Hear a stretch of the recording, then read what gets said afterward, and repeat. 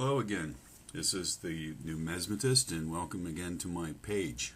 We're going to talk about William Sheldon, the founder of the famous Sheldon Scale that we all use and every third-party grader uses to evaluate a coin's condition, and in most cases, therefore, set the price of the coin. William Sheldon was a physician who had a hobby of collecting large cents and trading large cents, and back in the day they had really an ad hoc system. Everybody had their own way of grading the value or the condition of a coin and set the value, and he came up with a grading system that not only worked but became very universal for all coins.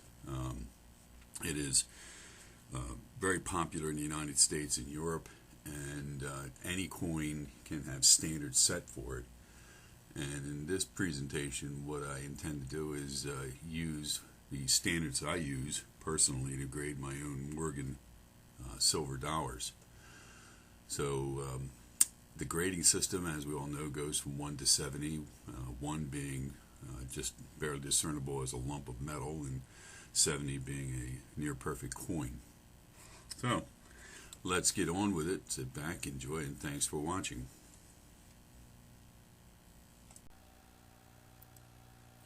The first coin we're going to look at is an example of a poor grade, or grade 1. These coins are clear enough to identify as coins. A date may be identifiable, perhaps some features, but it's worn smooth, and one side or both sides could be even worn completely smooth, only identifiable as a disc of metal. Some coins that are very badly corroded would fall into this category as well. The next grade we'll look at will be a fair grade 2, which is just a step above a poor grade 1. It shows a little bit more detail, and you may be able to make out a date on this coin and some details on the back, but it's not much better than a poor grade. AG is about good, or almost good some people call it, and it has the characteristics of having readable lettering, although heavily worn. The date and the design may be worn smooth, but they are distinguishable, and you should be able to read the word liberty on her head, as well as the e pluribus unum. The next step in the grading system is the good grade, the G4 grade. G4 has rims of the coin that are slightly worn. The design is visible but faint in areas, with many parts of the coin worn flat. The peripheral lettering and the stars on the edge of the coin are nearly full. Beyond that, we have the G6 grade, or the choice good. Now, the choice good is the same as a G4 grade, only the rims of the coin are complete and the peripheral lettering is full. The very good grade, or the VG, shows slight details. 2 to 3 letters of the word liberty show with coins of this feature, and you could see liberty in a lot lesser grades, but here the word liberty, or 2 or 3 letters of the word liberty, are very clear. Beyond that, we have the choice very good.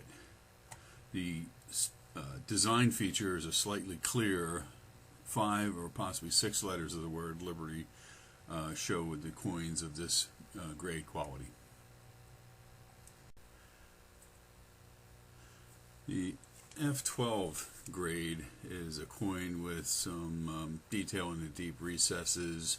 The lettering is sharp. The word liberty is complete, but the features of this coin may be weak.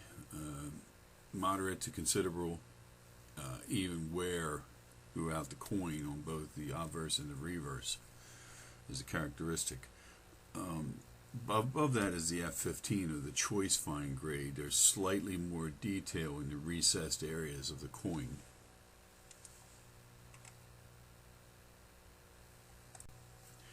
Let's talk about the very fine grades. First of these grades is the VF20. VF20 shows moderate wear on the higher surface features of the coin. What distinguishes the VF25 from the VF20 is all lettering and major features are sharp. Light to moderate wear is seen on the surface and the high points of the coin. VF30 is the choice very fine grade, or the first of those grades. And here the coin would have all lettering and major features that are sharp. Light even wear is seen on the surface and the high points of the coin. We step up from that to the VF35. Again, all lettering and major features are sharp, and light even wear on the surface of the high points of the coin. But here we're starting to show traces of mint luster.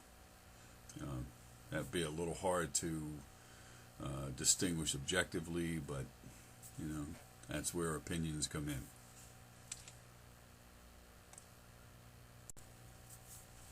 EF40, extremely fine or extra fine, sometimes called XF40. Coins demonstrate an overall sharpness, light wear at the highest points of the coin. The details of the coin are sharp on both the obverse and the reverse, and there are traces of mint luster on both the obverse and reverse.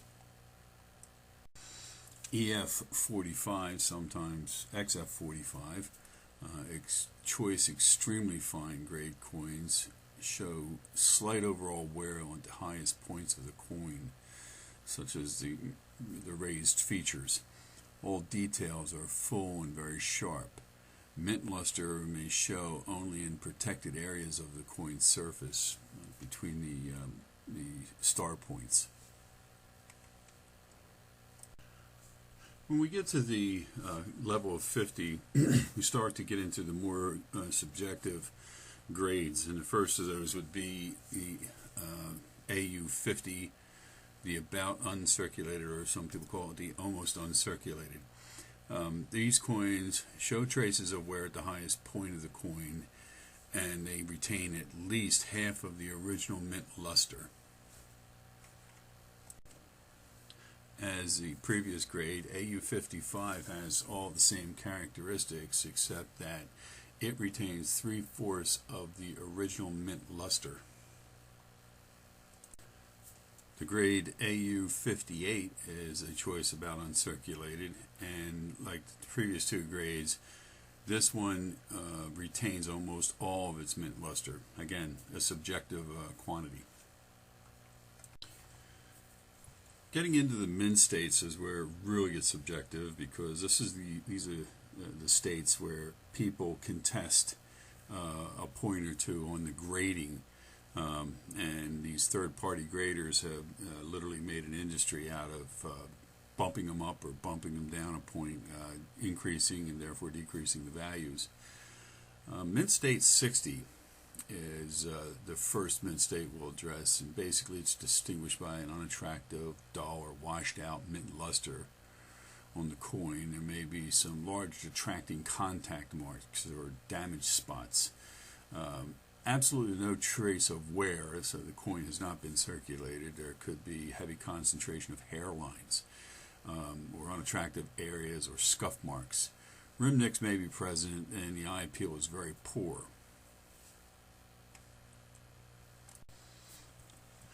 Now, mint state 61, the mint luster may be diminished or noticeably impaired, and the surface has a cluster of small contact marks. Hairlines could be noticeable. Scuff marks may show as unattractive patches on large area or major features. Small rim nicks, striking or planchette defects may be apparent. The quality may be noticeably poor, and the eye appeal is unattractive. Mint state 2 would still have dull or impaired luster. Again, clusters of small marks may be present, large marks. Nicks on the prime focus areas, the cheek, the eyes, the nose. Hairlines may be noticeable. Large unattractive scuff marks may be seen on the major features of the coin. The strike, rim, and planchette quality may be noticeably below average. The overall eye appeal, though, is generally acceptable. MS 63. Again, mint luster may be slightly impaired, but getting better, definitely getting better. Numerous small contact marks, a few scattered heavy marks may be seen. Small hairlines are visible without magnification. Several detracting scuff marks or defects may be present on the design or in the fields of the coin. General quality is average, but the overall coin is rather attractive. Now, MS64, the coin has average luster and the strike for this type of coin. Several small contact marks in groups, as well as one or two moderately heavy marks may be present. One or two small patches of hairlines would have to be seen under magnification. Noticeable light scuff marks or defects may be seen within the design of the field. The attractive overall quality with a pleasing eye appeal would distinguish this coin.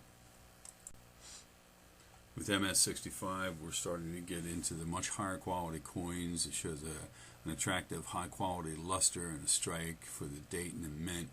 A few small scattered contact marks, two large marks may be present.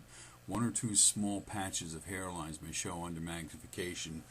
Some noticeable light scuff marks may show on the high points of the design features. The overall quality is above average and overall eye appeal is very pleasing. MS66, again, the coin qualities are getting better, above average quality and strike. Full original mint luster shows on this coin with no more than 2 or 3 minor noticeable contact marks.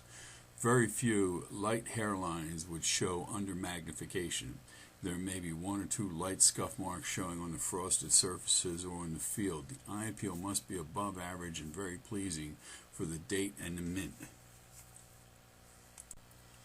MS67 coins have a sharp strike with full luster. May have 3 to 4 small contact marks and 1 or more noticeable but not detracting mark. On comparable coins, 1 or 2 small signal hairlines may show under magnification, or 1 or 2 partially hidden scuff marks or flaws may be present. The eye appeal here has to be exceptional. A mint state 68 or MS68 coin has a sharp strike, full original luster, no more than 4 light scattered contact marks or flaws, and they scattered around the coin. No hairlines or scuff marks show. The eye appeal, exceptional.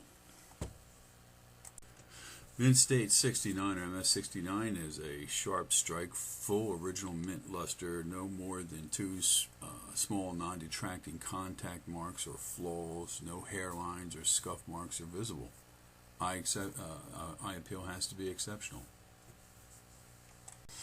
And the final state would be the MS70. Mint state 70, the perfect coin as it was minted. There's no trace of wear, handling, scratch marks, or contacts with other coins. The reality of life is coins in this grade are almost non-existent. Very few examples known, and people who have mint state coins like this, don't advertise them. You sure as hell ain't going to get them out of a third-party grader, that's for sure. The techniques used here to qualify or grade the condition of the Morgans that I presented can be transferred to pretty much any coin that you're collecting. I've added at the end in the credits here some references that I use, some of the references, and I have standards in my inventory for each and every type of coin or mint of coin. Coin collecting is a hobby.